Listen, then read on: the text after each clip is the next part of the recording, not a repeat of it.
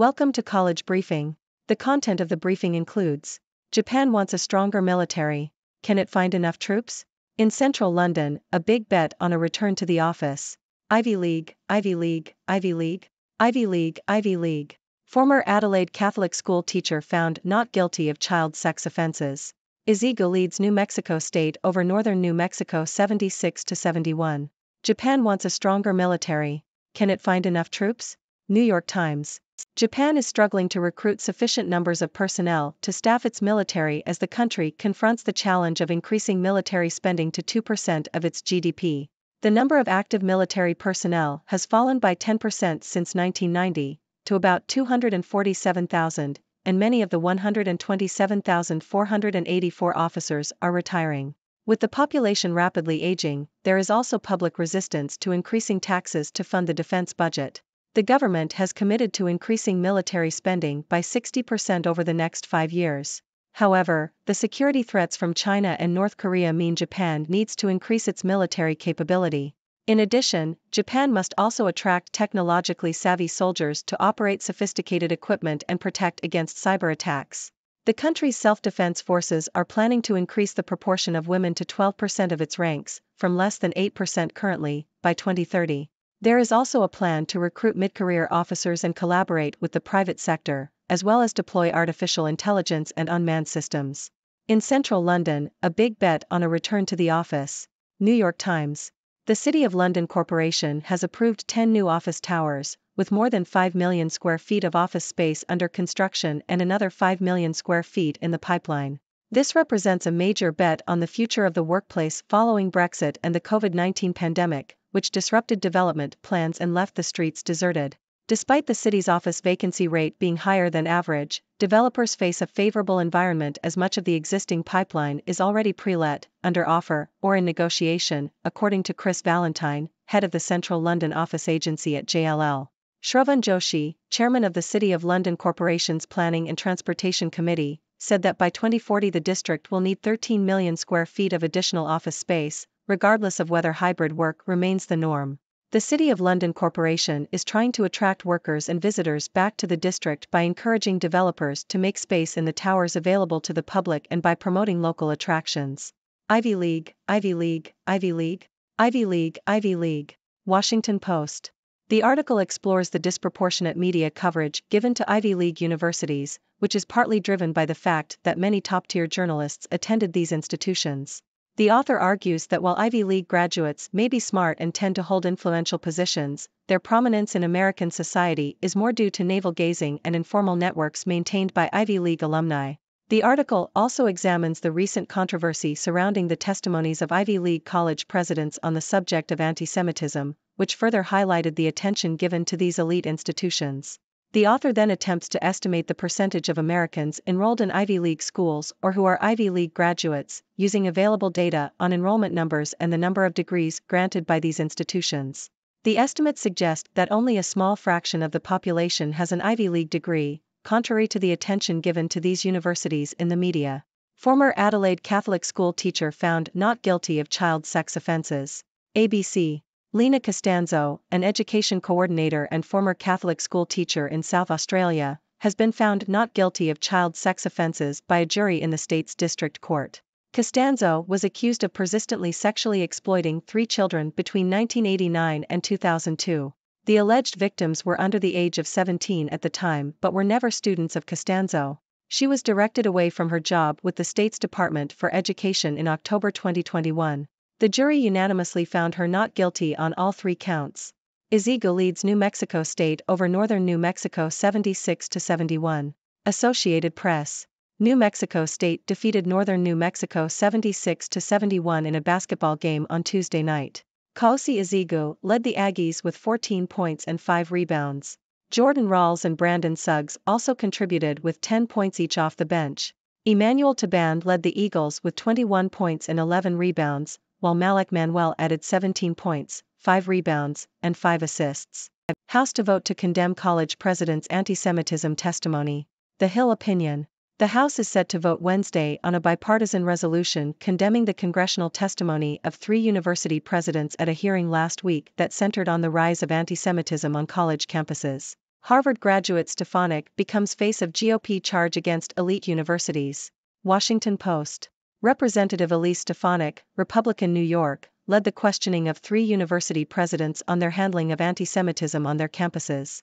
Critics viewed their responses as overlawyered and out of touch. Stefanik celebrated Penn President Liz Magill's resignation and announced that the Education Committee will investigate how universities respond to anti-Semitism on their campuses. Stefanik and Senator Ted Cruz, Republican Texas, sent a letter to Harvard President Claudine Gay demanding that she condemn a statement by 34 Harvard student organizations blaming Israel for the violence that unfolded on and after Hamas attacked the Jewish state on October 7. Stefanik was ousted from Harvard's Institute of Politics board for publicly claiming that there was election fraud in the 2020 election. Stefanik accused Harvard of sneering disdain for everyday Americans and advocated for free speech and thought on college campuses. Stefanik has embraced Donald Trump's rhetoric and the party's far-right wing. The House Republican Conference elected her as its chairwoman to succeed former Representative Liz Cheney, Republican Wyoming, in 2021 after Cheney condemned and investigated Trump for his actions on January 6. The pro-lockdown fanatics can't be allowed to rewrite COVID history. Telegraph. The UK government's handling of the COVID-19 pandemic is facing scrutiny in a public inquiry. However, the inquiry has been criticized for focusing too much on what the government did wrong rather than considering the wider economic and societal impacts of its policies. Critics argue that the inquiry should also examine the costs and benefits of lockdown measures, rather than assuming that stricter restrictions would have saved more lives. The article points out that the UK's excess death rate during the pandemic was in the middle of the pack compared to other European countries, and that the economic impact of the pandemic was greater in the UK than in most other high-income countries. The article also criticizes the inquiry for focusing on the Eat Out to Help Out scheme, which offered discounted meals at restaurants, arguing that there is little evidence that the scheme caused a significant increase in infections. Overall, the article suggests that the inquiry should take a more balanced approach and consider the full range of impacts of the government's policies. What bothered Rick Barnes most in Tennessee basketball's win versus Georgia Southern? Yahoo! Rick Barnes got what he wanted from his young players before Tennessee basketball hosted Georgia Southern on Tuesday. The 4 freshmen responded to Barnes' challenge to prove themselves in practices, and the Vols coach was going to reward them by playing the group together in the second half. He never got the chance. Millions infected with dengue this year in new record as hotter temperatures cause virus to flare. The Toronto Star. Dengue is sweeping across the Western Hemisphere in numbers not seen since record-keeping began more than 4 decades ago, with experts warning that rising temperatures and rapid urbanization are accelerating the pace of infections. A record more than 4 million cases have been reported throughout the Americas and Caribbean so far this year, surpassing a previous record set in 2019, with officials from the Bahamas to Brazil warning of crowded clinics and new infections daily. More than 2,000 deaths in that region also have been reported. Concord update, NH legislature gearing up for 2024. Yahoo! Education will be one of the big issues the legislature will be dealing with in 2024, more on that in a moment. If you are interested in learning more about the very real threats to public education that are occurring in New Hampshire, I encourage you to sign up and participate in the 5-part Public Education Forum on Zoom organized and hosted by the Hampton Democrats.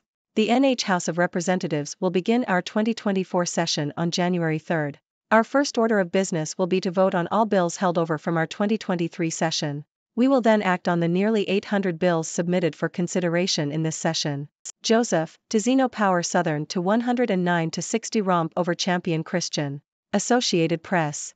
Southern University's men's basketball team, the Jaguars, defeated Champion Christian with a score of 109-60. Tyreon Joseph led the Jaguars with 25 points, along with 5 rebounds, 5 steals, and 4 assists. Derek Tizino had a double-double off the bench with 19 points and 12 rebounds. Jordan Johnson contributed 16 points off the bench, while Brandon Davis and Tijian Diamasi scored 13 and 10 points respectively. Noah Brooks and KJ Young were the leading scorers for Champion Christian with 14 and 12 points off the bench respectively. Jonas Adu dominates inside as number 12 Tennessee beats Georgia Southern 74-56. Associated Press. Jonas Adu scored 29 points and 11 rebounds to lead number 12 Tennessee to a 74-56 victory over Southern. Adu scored the first 10 points of the game and had 21 by halftime as Tennessee led 49-21. Derek Harris came off the bench to score 13 points for Georgia Southern. In another game, Kyle Filipowski had 28 points, 12 rebounds, and 8 assists as number 21 Duke beat Hofstra 89-68. Filipowski made 4 three-pointers and blocked 3 shots for the Blue Devils. Jeremy Roach scored 19 points for Duke, while Darlinstone Dubar scored 24 points for Hofstra. Polly wants a cracker, but she wants to make it easier to chew. New York Times. Researchers at the Goffin Lab in Vienna have discovered that Goffin's cockatoos, which are known for their ability to use and manipulate objects, have a habit of dunking their dried twice-baked toast in water to soften it before eating it. The birds are reportedly highly selective about what food they choose to dunk and will wait for up to 30 seconds for their toast to soften before eating it. Jeroen Zold, a doctoral student in the lab, and Dr. Alice Auersberg, the head of the lab, observed the birds for 12 days to study this behavior. The top student in every HSC subject revealed. The Sydney Morning Herald. In the HSC First Place Awards, boys have dominated English subjects, while a girl from Pymble Ladies College has become the second girl to top the toughest maths course in a decade. The awards were given to high achievers from 89 public, Catholic, and independent schools across the state. Sydney Grammar took out more first-in-course awards than any other school, with one student topping 4 courses. James Roos Agricultural High School claimed 4 first-in-course awards, and 5 students topped 2 or more subjects. Well, folks, that's all the news for today. Japan is facing challenges in recruiting enough personnel for its military. London is betting big on a return to the office, and Ivy League universities are in the spotlight. In other news, a former Adelaide Catholic school teacher has been found not guilty of child sex offenses. New Mexico State won a basketball game, and the House is set to vote on a resolution condemning college presidents' testimony on anti-Semitism. Plus, there's ongoing scrutiny of the UK government's handling of the pandemic. Tennessee basketball had some victories, and Goffin's cockatoos have a unique way of enjoying their toast. Now, let's dive into these stories a little deeper. Japan's struggle to recruit enough troops for its military is a serious issue. With the population rapidly aging and public resistance to increasing taxes, the government is facing difficulties in meeting its military spending goals. However, with security threats from China and North Korea, it's crucial for Japan to bolster its military capability. The plan to increase the proportion of women in the self-defense forces and collaborate with the private sector shows innovative approaches to address this challenge. In London, the City of London Corporation's approval of new office towers signals a bet on the future of the workplace. Despite the disruptions caused by Brexit and the pandemic, developers are optimistic about the demand for office space. The district is projected to need additional office space by 2040, regardless of whether hybrid work remains the norm. To attract workers and visitors back to the area, the corporation is encouraging developers to make space in the towers available to the public and promoting local attractions. The Ivy League. These prestigious universities have always attracted attention, and the disproportionate media coverage they receive is no exception. While Ivy League graduates may hold influential positions, their prominence in American society is often driven by informal networks and navel-gazing. The recent controversy surrounding the testimonies of Ivy League college presidents on anti-Semitism only further highlights the attention given to these elite institutions.